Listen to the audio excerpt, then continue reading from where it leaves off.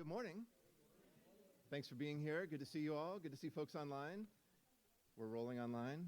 Excellent. My name is Matt Skinner. I'm a scholar for adult education here at Westminster, and this is, I believe, the fourth of 5 sessions we're doing this spring, part of a series called Ties That Bind, where we're looking at how images of family, images of sexuality and coupling, and kind of what we understand family to be, how that finds expression in the church's theology, and sometimes the church's expectations, sometimes in ways that are healthy and empowering, sometimes traditionally in ways that have been less so. So we're exploring a variety of dimensions of family, and we've got 2 guest speakers to round out the series. Today, Dr. Jimmy Hoke, who I'll say more about in just one second. Next week, Dr. Amy Marga from Luther Seminary will be speaking on mothering in the Christian tradition. Jimmy Hoke, though, is our speaker for today on the topic of queer contributions to Christian community. And Jimmy is a New Testament scholar who teaches Bible at Luther College in Decorah, right, Iowa, and also teaches at United Theological Seminary in lovely St. Paul, just across the river. Some of you need to go there more often, I know. I live in St. Paul, come to Minneapolis. There's a lot of regional bias that I've discovered in doing that and making that commute. But Jimmy is there. Jimmy has written a book on Paul's letter to the Romans, offering in some ways a queer criticism of that. Maybe you'll say more about that, maybe not. You can buy the book. It's available on Amazon. And Jimmy also is a member here at Westminster, active in West Connect. I've seen you in the choir that does first Sunday of the month, which has a name. Community Sings. So he's active in our congregation. Why don't you welcome Jimmy Hoke?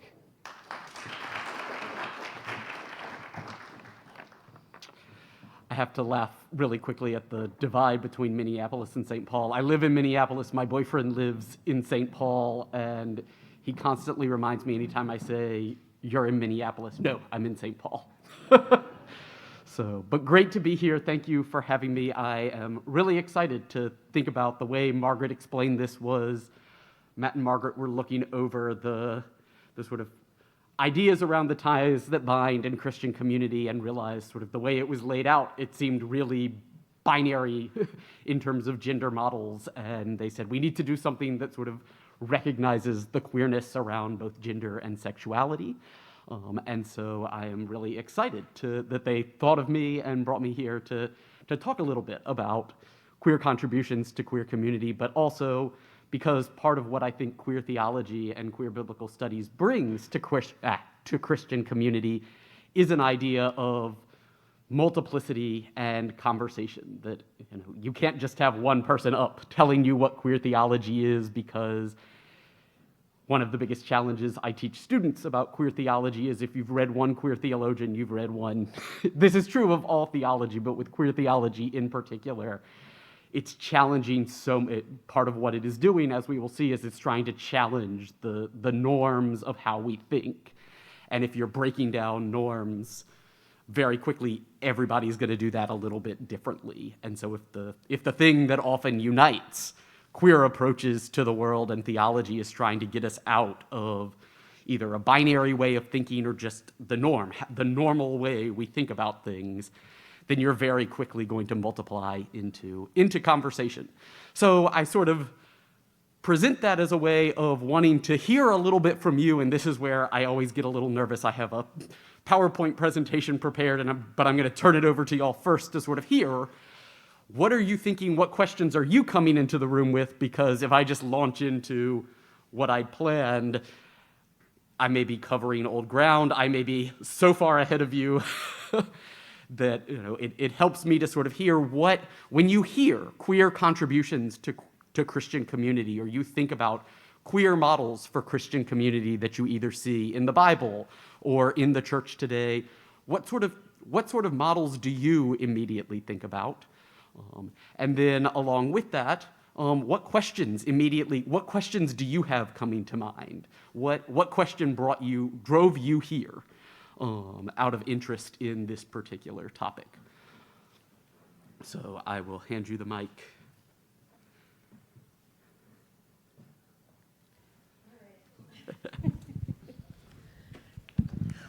I think of a couple of things. First of all, I think of how we bring a younger generation into the church, and particularly young people from LGBTQIA communities who have rejected religion as exclusive. So that's one piece. And then I think of my grandnephew who went off as a trans man to Boston College to the divinity school, and survived maybe a couple of semesters, but the discrimination that was felt was too much for him. And how do we bridge that gap to religion for a person who is experiencing the rejection of Christianity? That might be too heavy, I don't know. No.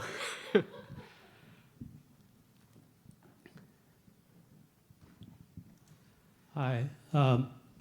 About 15 years ago, I became familiar with a theologian named James Allison. Several congregations here in the Twin Cities area sort of look to him as their favorite theologian. He was raised a conservative evangelical in England with a rather famous government official father who worked in the Margaret Thatcher administration. But eventually he came out as gay and converted to Roman Catholicism, interestingly enough. But what I learned the most from him is he talked a lot about this distinction that for some people this was a progressive step to say that God hates the sin but loves the sinner. He said that that's really a toxic point of view, not just for gay people, but for all of us. And he suggested that there's a way to imagine that God actually likes us, warts and all. And that was a real transforming moment for me. So I appreciate that perspective as a queer contribution to Christian community, and am curious if that's a person you've drawn upon. As the mic is going around, I will say it's a name I know and not one I have read incredibly closely. One question that is on my mind is, the tension between how we acknowledge the Bible as an authoritative, our authoritative text, while acknowledging the limitations of who wrote it and who was excluded from it, and how we have interpreted it over, the lifetime of religion, Christian tradition coming from those writings, and so how we, I guess, deal with that in an institution that is built around it. So.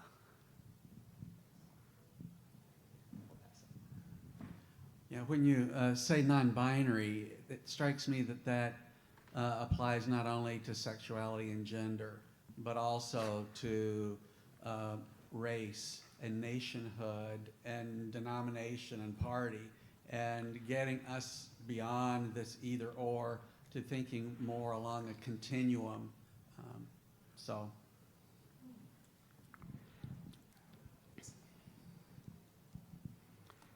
Along the lines of what Jan was just talking about, I think that my exposure has always been this binary Christian community. So I welcome the knowledge to have better understanding of a broader view of the community, to include queer, and where that context is super helpful.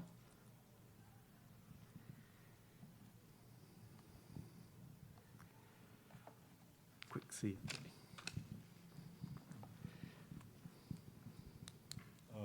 When I come here, first I heard the pastor Tim Hart Anderson saying that no theological conformity required. So that's what brings me now in this church. And what's encouraged me most is the presence of the Quran in front of the sanctuary. And my wish was that the name of the church will be called, instead of church, assembly of believer or congregation of faithful or meeting of God people.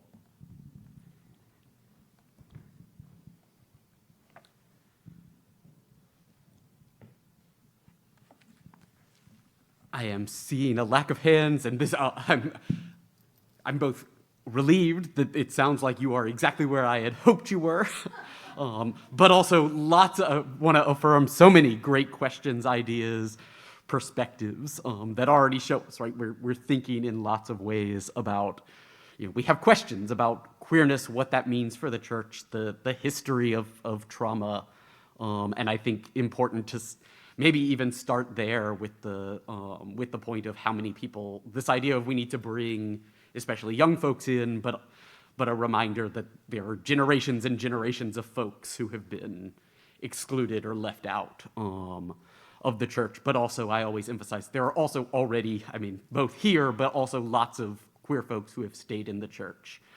And one of the points I made on a job interview recently was that when sort of asked what is one of the most pressing challenges the church faces, was sort of saying a lot of the trauma queer people face, and emphasizing the big thing was both all of the people who we think of who have left the church, that churches often think now we need to include them, but also especially thinking about a lot of the queer people in the church who have stayed through the many battles and fought and often been disappointed or both see the potential of the church, but also still feel a little bit on the edge or a little bit queer within the church, and the ways that continues to impact many of us.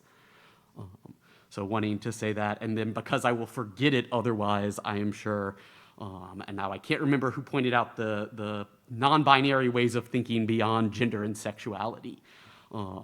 Just a fun note of all of the ways you can, queer theology wants to say, actually, we always think in binaries, right? It's almost, right, a way we have been over centuries conditioned to think either this or this, and we can only think of two sides. And a trans and queer science fiction author I read a lot, Charlie Jane Anders, in one of her recent young adult novels, it takes place in space, and she creates an entire alien species where they have the same thing except it's in threes. And so the humans who are traveling on the ship have to figure out, how do we convince them? They keep going, you have to decide, it's either join us or die, or something like that. And they say, well, you didn't give us a third option, so we can't choose. And they have to figure out, always presenting to this other culture in threes. And it becomes it's just fascinating to me, because to think about the work this author had to do to sort of really be able to get into the mindset of what would it mean to create a society that thinks in non-binary ways, but in ways that we think in binaries, but they think in trinities, which also gets us back to theology, that it's interesting, this book that has very little theology winds up getting you thinking about, well, what if we model the whole culture off of, Trinitarian ideas because of our Christian theology of the Trinity. All right, well, with that, I will also mention a few things that immediately came to mind as I heard this title, both queer contributions to Christian community, as well as the ties that bind, and knowing that one of the things that many of the sessions we're focusing on is Christians' ideas of the family. Talking about fatherhood, talking about motherhood, talking about the family. So sort of the first thing that came to mind And I meant to grab the little book because it's a great little introduction to queer theology that presents sort of a cutting-edge view of queer theology, but also walks through the history and some of the different trends, is Lynn Marie Tonstad's Queer Theology, published in 2018. But in reviewing that, in preparing for this, I came across this quote and said, well, I have to start here if we're thinking about queer contributions to queer community, and especially thinking about the family and the language, knowing that just recently you talked about the language of fatherhood. And so Tonstad writes, theology talks about a God the Father and a God the Son, but pretends fatherhood and sonship have nothing to do with sex or gender, even as Christianity also, but not only, has been a system of patriarchy throughout its history. What would theology say if it told these truths? That, Tonstad argues, is the question of queer theology. And I think this is one of the things that queer theology and often my queer biblical scholarship looking at the Bible tends to do and tends to bring to it, that often makes Christian communities uncomfortable, is saying what we talk about is already about sex and gender, and especially making people uncomfortable. We're already talking about sex, but oftentimes, and this then gets into what queer theory and queer studies does a lot, is saying, right, when we talk about LGBTIA2Q plus people, when we talk about queer sexuality, and we can see this in moves for book bans and law and drag laws right now, right, that queer stuff and trans stuff is sexual, like this is sexualized, and right, emphasizing the sexuality of queer people, and at the same time, right, saying we need to focus on the family, we need to focus on, right, the cisgender heterosexual family, but it gets desexualized, right, that the family, right, right, there's no sex involved in creating a family, but right, queer people just have sex all the time. Right, and and when we sit down and say it, right, we go, wait a second, no, we know this is a lie. And so what Tonstad is arguing is, right, we actually need to tell these truths, and right, as theologians in the church, we need to not be skittish about naming, right, because, and as somebody who talks about sex a lot in the classroom with 18-year-olds, it makes all of us uncomfortable, even though I know my 18 to 22-year-olds outside of the classroom talk about sex a lot. But the minute your 30-plus-year-old professor starts talking about sex, they start to get really uncomfortable. Wait a second, we're not supposed to talk about this here. And that's even more so once we get into church spaces where we have, right, because of what theology has taught us, we have been prone to say we're not supposed to talk about sex in the church. And especially not, right? And if we do, we have to talk about it in really particular ways. It's bad, right? It's not supposed to be something we enjoy. And so this is something that queer theology brings in, right? Not just saying, right, queerness is okay, but right, it's okay to talk about sex, and that, right, that is as queer for straight people as it is for queer people. Remember what my next slide is. Before I get into that, then just a couple of other things I thought I would bring up thinking about some queer models of Christian community that you might have in mind. So the first thing I have to mention, sort of thinking about the, naming some of the queerness already there, and I'll go back to our title. When Margaret invited me and said, will you do queer contributions to Christian community? And our lesson series is The Ties That Bind. Within 5 minutes of starting to think about it, I said, well, that is the queerest title for a session ever. And for multiple reasons. And the first being that within LGBTIA2Q+, and especially queer communities, there's both, as in heterosexual spaces, there's a lot of tension around questions of kink and BDSM. But this specifically involves, right, the ties that bond, thinking about the use of bondage in sexual spaces. And at the very least, naming that because it's it's in the title, but also, again, one of those things where it's, suddenly going from we're talking about just sex in general in church to we've gone to what many people see as the extreme ends of sex, but also to name, if this feels uncomfortable to talk about in church spaces, it is also a huge level of discomfort in queer spaces, that every year without end, there is Twitter, what they call Twitter discourse, where there's one side saying, we need to ban all of the people talking about bondage and other BDSM practices from having any presence at Pride. They shouldn't march in the Pride parade. They shouldn't have booths.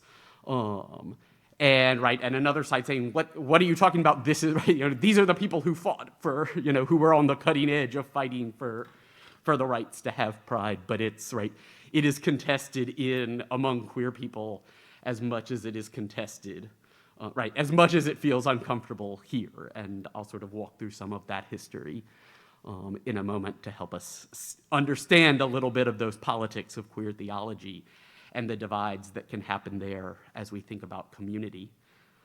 And then the second thing is the ties that bind, and this idea of binding. Trans men and other folks with breasts will often bind if they don't have top surgery. Will often use binders and other forms of binding to flatten their chests. And so this is another way we can immediately rehear. Now the way I like to think of this is now every time you hear this hymn and sing it, and it has been stuck in my head on repeat as I swim laps for the past month. You will have these queer ideas in your head, and it's one of the things I love most about church. I told this to Margaret when we were batting around some ideas for this. Is there are just so many hymns that I could bring up that every time I sing them, I think, oh, that's a really queer verse. So that can sometimes the fun thing about thinking about queer contributions to queer community is suddenly realizing how many things we have that are already queer. We just, going back to Lynn Marie Tonstead, we just actually have to name and talk about them and affirm them, as opposed to what most queer theologians do, which is say, well, we'll talk about them in our classrooms, but we'll just giggle about it in the pew and maybe tell a couple of people we know are okay, but we don't want to get driven out of the church that quickly, as I may be risking doing, but hopefully not. And then I just thought I would mention at least a few of the popular biblical models, at least to name. Some may already be familiar with sort of the two most popular sort of Hebrew Bible biblical models of queer families that we would, that Christians draw from, but also, since they're in the Hebrew Bible, are also Jewish models for queer families. The first is from the book of Ruth and Naomi, that when Ruth, in Ruth 1, 16 through 17 says, "Do not press me to leave you," and she clings to Naomi. A lot of queer biblical scholarship has been done to show where this language has some sexual implications, but it is also frequently used within lesbian marriage ceremonies, and Ruth and Naomi are both seen as a queer couple, but then you can bring in everything going on with Boaz and Boaz's feet in Ruth 3, and all of the ways the three of them can be read as sort of forming a queer family that gets beyond binary ideas of even just one couple, sort of surviving in a scenario where you have Ruth is all about the laws of inheritance that requires a man like Boaz in order for Ruth and Naomi to survive, and also lots of great questions to remind that Ruth is not right. Ruth is a foreigner from Moab, and so also queerness around a racialized sense of queerness, because most notably there are plenty of passages in the Bible that not only talk bad about the Moabites, but specifically say the Moabites are sexually promiscuous and queer, and so this bringing in of shifting that narrative, but also pushing back against anti-immigration ideas within the Hebrew Bible. And then the other, probably more well-known and popular, is the David and Jonathan of 1st and 2nd Samuel, and especially 2nd Samuel, where David mourns Jonathan and says, "So great was my love for you, it surpasses that of the love of women." And so this has often been a model for queer men.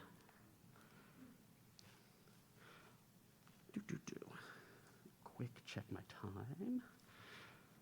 All right, so shifting from that to sort of help us get into what, how do queer people, queer theologians think about all of these ideas of Christian community, and where do they come from, and where does this connect into history? I thought it also might be useful sort of knowing it's always different for different church groups, and I haven't heard it here, but the last time I did a church adult education forum, the pastor came to me a couple weeks later and said, "Could you actually change the presentation and start with a little bit of unpacking of the word queer and its history, because the minute we gave the name of this series that was of your lecture, which was going to be Queering Paul's Letters, talking more about my book specifically, a bunch of older members of the church, queer allies, came back and said, 'Why are you using this word queer? It's a slur, and you should be using gay or LGBT.' And so naming at least some of that history, but also it's an important history to go through, even if no one is going, 'Why are they using this word?' And we're past that particular conversation. It is a conversation that is live within queer churches, but also within the pages of the New York Times, that I should name an incredibly transphobic writer who has been since then published a lot of really transphobic pieces, and is not queer herself. But she published an opinion piece, "Let's Say Gay," which I don't recommend reading, but will at least name the title. But the entire argument was this idea of queer is sort of erasing the wonderful. It's a slur, but it's erasing the wonderfulness of gay identity. I can't remember what else, but often sort of leaning into this idea of queer is a slur, and there are better terms, even though, especially with the term gay, plenty of folks have had gay hurled at them as a slur, and so. But naming some of that history, but then sort of naming that to say often there's this idea of queer, and I think she says this specifically. Queer is this term that academics made up in the 1990s, and it's theoretical, it's not connected to politics or activism and the real lives of LGBTIA2Q+ people. And so some of this is also to say, here is what queer is and what queer does, and how that challenges even some queer people. Because it goes beyond just a sort of, right, there's a tension with queerness to sort of go in where it's both an orientation, right, breaking down the binaries,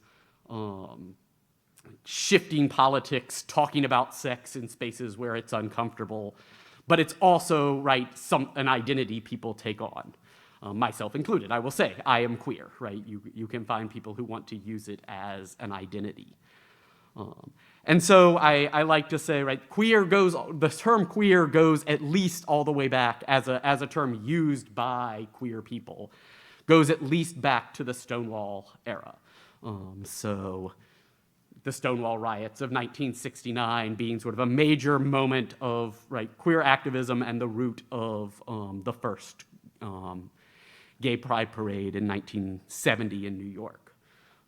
But in that era, pulling from the Stonewall reader, Samuel Delaney says, "I am queer.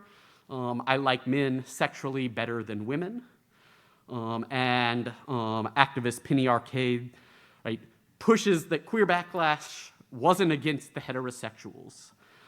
It was against control freaks in the gay community who wanted to be accepted by the white middle class.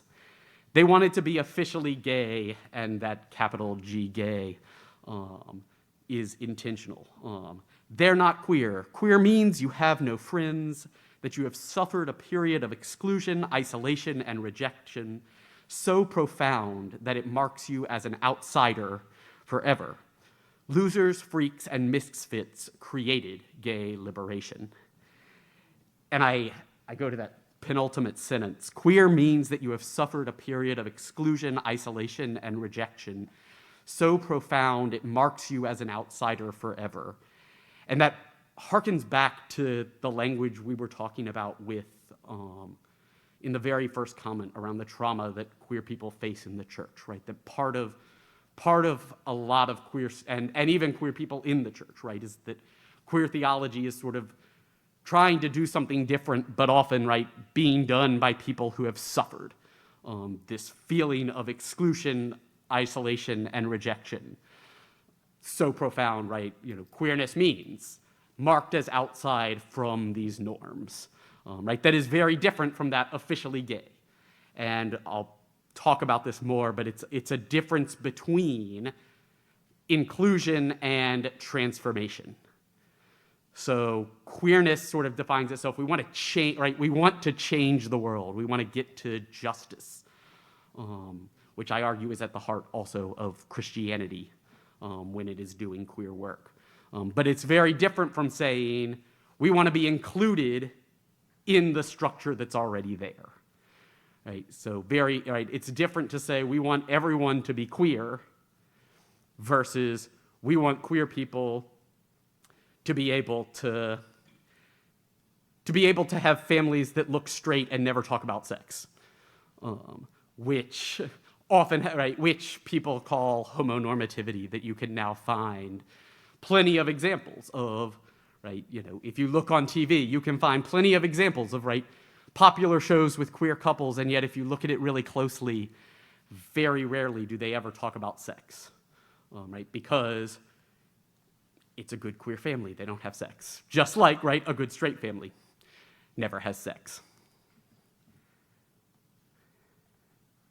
So I'll sort of go through this quickly, but right, the idea of queerness also really coalesces not as the people who detract from it want to say. Queer was invented in the 1990s by people in the academy who were holed off from the world and wanted to invent an area of academic study that was so dense only 3 people can understand it.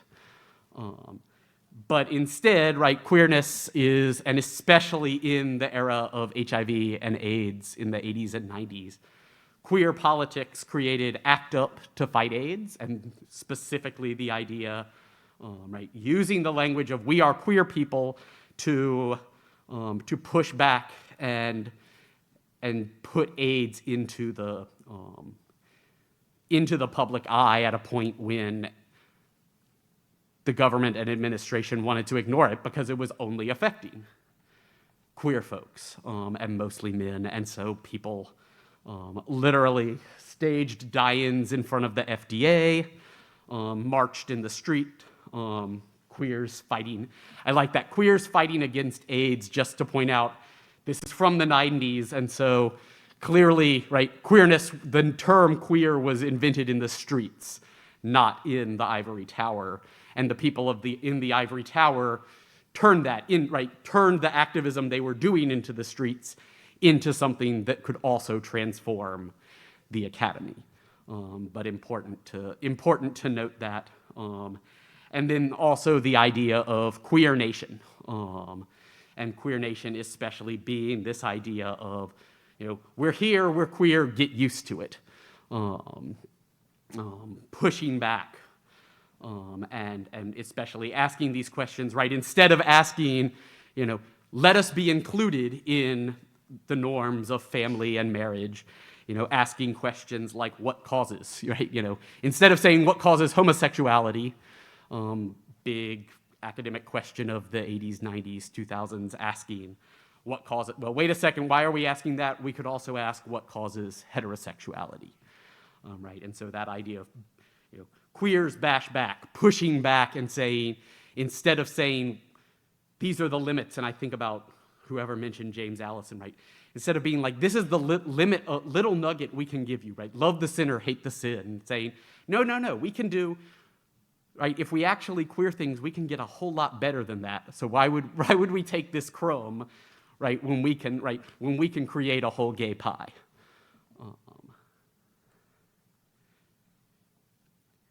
but I won't go into super detail, but at least these are people pushing back. Right? Reader wants no part of Queer Nation. Right, so sort of showing, even as Queer Nation is doing this, right, there are debates within the LGBTQ community, which I often, in terms of thinking about contributions to community, it's always important, to interrogate the language of community. I think another thing queerness brings is saying, well, what do we mean by community? And if we're talking about a community, who might be left out of it? And recognizing LGBTQ community includes a lot of diversity, disagreement, and people who often don't get along with each other and have really, really different politics.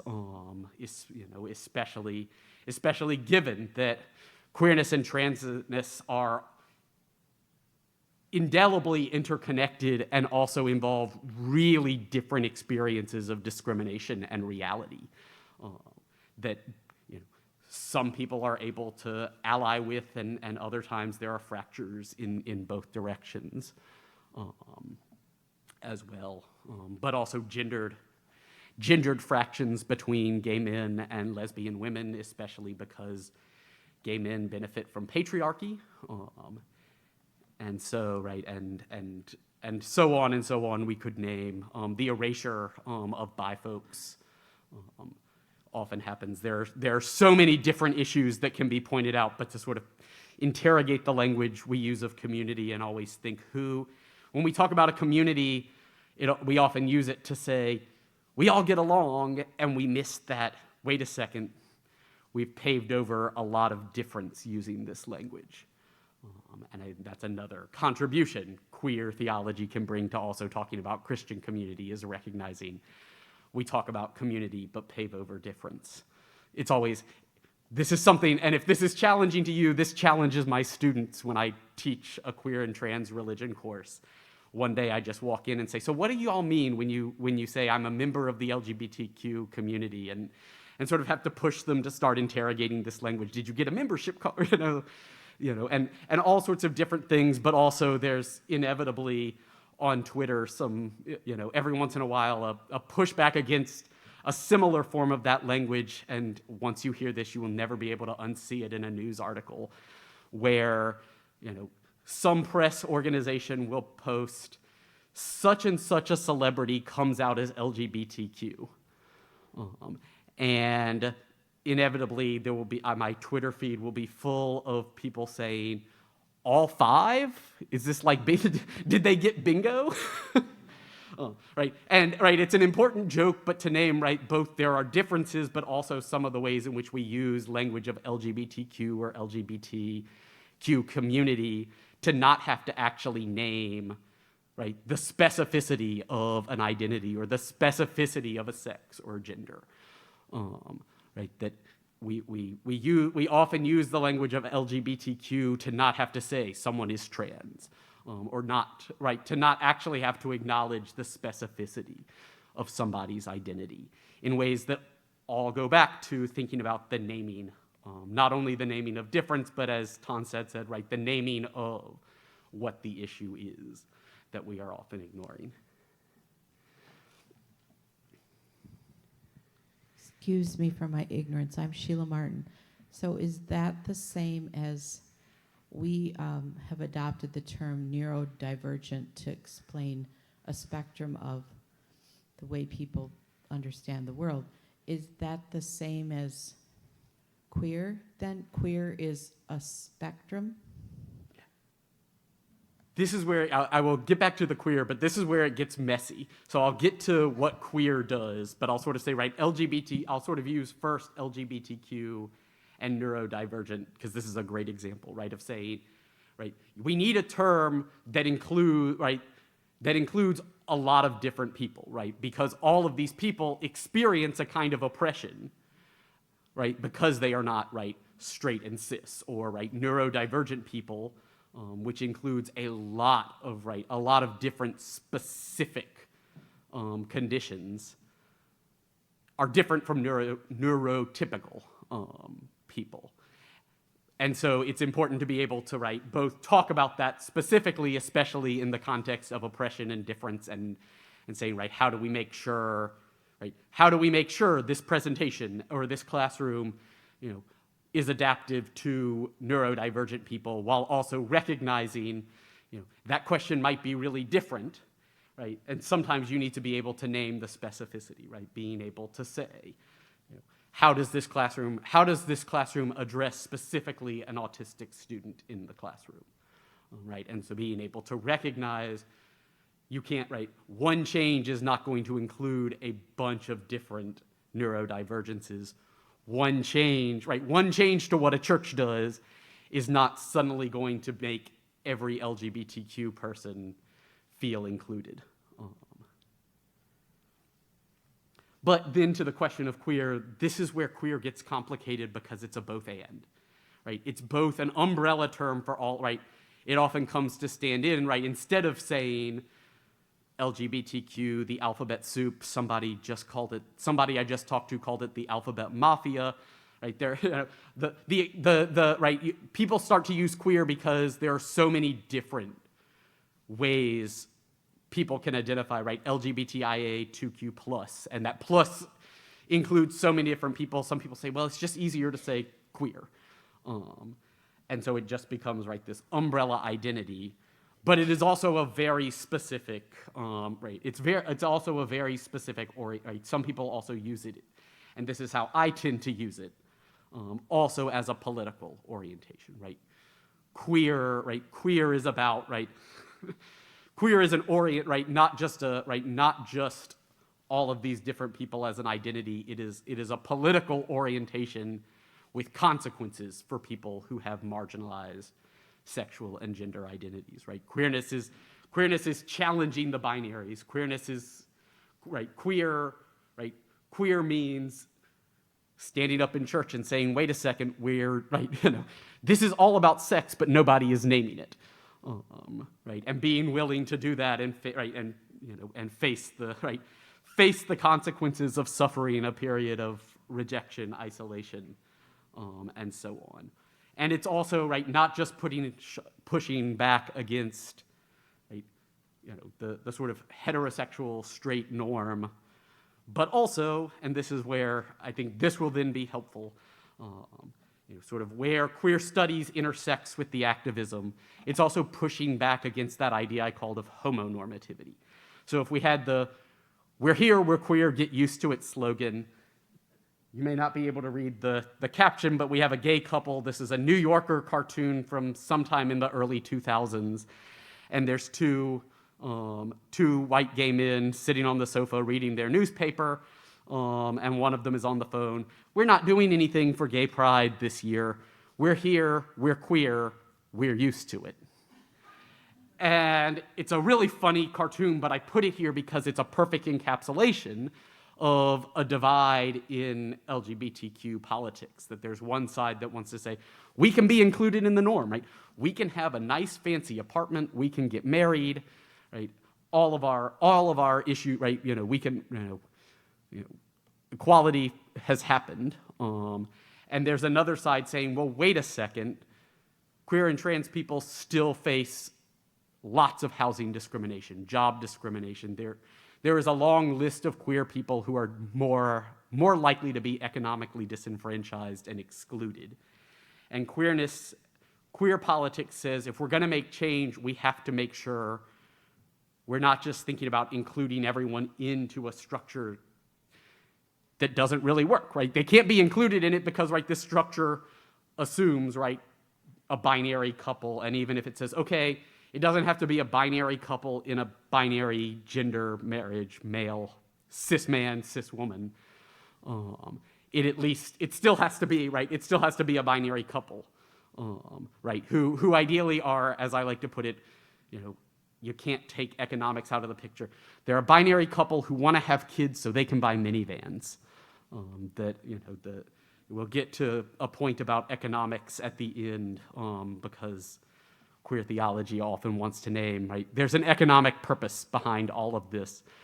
But, right, we have to acknowledge the fact that a lot of gay rights happen because advertisers realized this is an untapped market, that capitalism drives a good bit of the inclusion side of gay politics, whereas queer politics wants to start with, well, wait a second, capitalism is causing the binary system, but it is also harming a lot of queer people because it assumes the only queer people worth marketing to are the ones who are going to be able to afford minivans, Oreos, all of the great things you see advertised, and you can find any number of people tweeting, oh my gosh, did you see the gay insert brand commercial? Which is great, and also right, if that's the end of, if that's what progress is going for, it's right this, Kathy Cohen, who I'm about to bring in, would say, wait, that's a really limited vision of inclusion and progress. And so Kathy Cohen writes, the problem, right, she sort of identifies, right, the problem with queer is if we see it as a form of inclusion, it's not doing what queer politics wants to do. And so she says, queerness needs to be about transformation. The power of queerness is the people in the street saying, this isn't working and we need to transform society. Right? And so she critiques a gay and lesbian political agenda based on a civil rights strategy where assimilation into and replication of dominant institutions are the goals. So her critique is, if queer politics, and this is also where queer theology will go, if queer theology or queer politics just wants to replicate the dominant model but assimilate and include some queer people in it, it's not doing enough. And so she says, I envision a politics where one's relation to power, not some homogenized identity, is privileged in determining one's political comrades.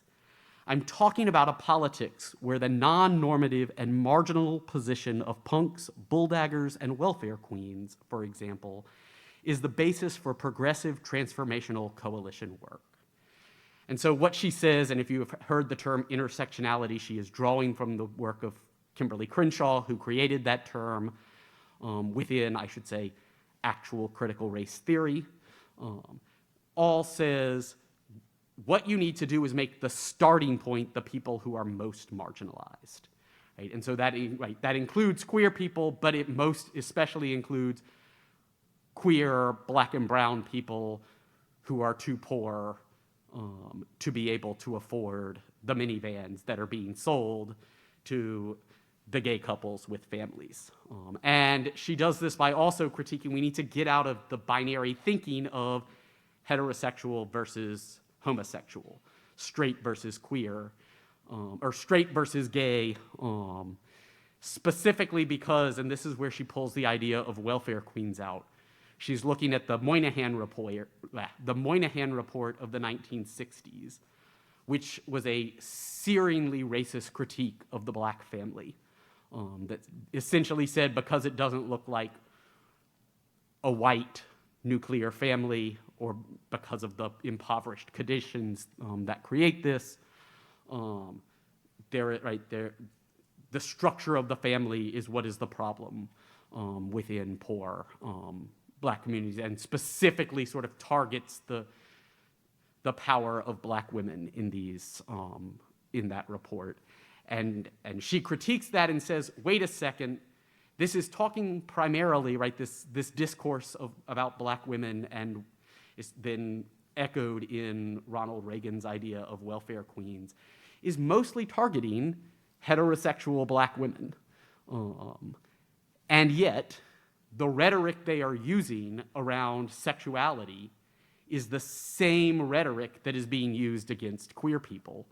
And so she's critiquing queer politics, saying if your politics isn't also including heterosexuals on the outside of heteronormativity, and heteronormativity is this idea of, a particular form of the nuclear family is normal and everything else is different. If you're not including all of these people, you're never going to transform society. If we start with the people who are furthest from the norm, right, which both is, right, which is not only heterosexual, but it is also white, it is also patriarchal, it is also economically economically wealthy, right? If you're starting with that as the norm and everyone's getting included into, there's not going to be a transformation. If you start at the marginal position, that is where, right, then everything will transform.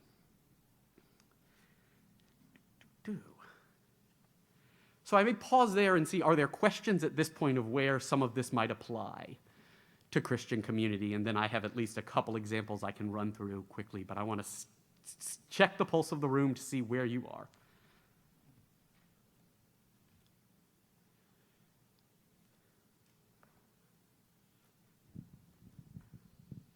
Hi. The last part of what you said struck home to me because I see, it seems like what that first quote is saying is that what's needed is to change what is or are the civil rights as opposed to fitting into what the civil rights are. And I see that as a thing that a lot of people are advocating for. I will say for myself as a female, that's been an issue for a long time. Well, no, you just have to fit into that corporate structure as opposed to me or feminism changing the corporate structure. That would just be one example.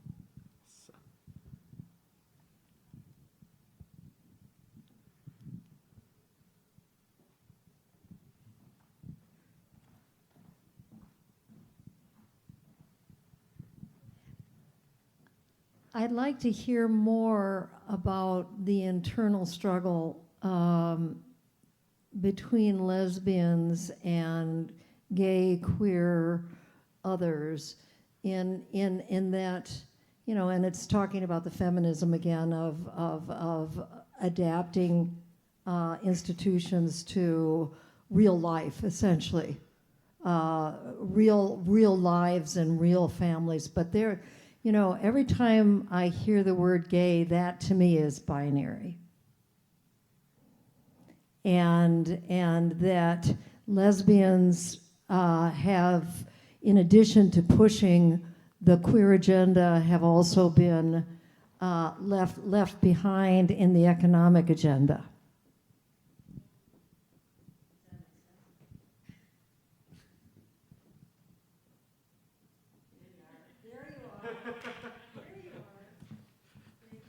Realized it would be helpful to have it spelled on the board as a visual in addition, but I think it hits at, I think, the tension, and there's lots of histories around it, but especially the binary there having to do with precisely, and going back to, right, we can look at any movement and say, right, the people who are most likely to, right, there's a reason. The people sitting on the bench are white, cis, gay men. And right, this idea of, right, the people who are closest, right, who are already closest to the norm are the ones who are most likely to say, right, let's just fit in, right, and then, right, the tensions come with not acknowledging, wait a second, we actually do have, right, gay men not acknowledging, actually, we do have more privilege than lesbian women and others. And this, we could also compare this to, right, any, right, you know, any movement, right, within the feminist movement, there is, you can find long histories of critique, in particular of white feminism, right?